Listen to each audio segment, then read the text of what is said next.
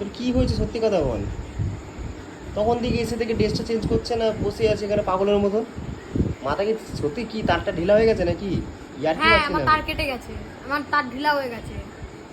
গরমের মধ্যে এই ড্রেস পরে বসে আছে, বিরক্ত লাগছে দেখলি। মেলা থেকে এসে 1 ঘন্টা হয়ে গেছে, তা ড্রেসটা খোলো। পাগলের মতন বসে আছে, গান করছে, ইয়ে করছে। গেছে তোমার তার কেটে গেছে, সত্যি কেটে গেছে।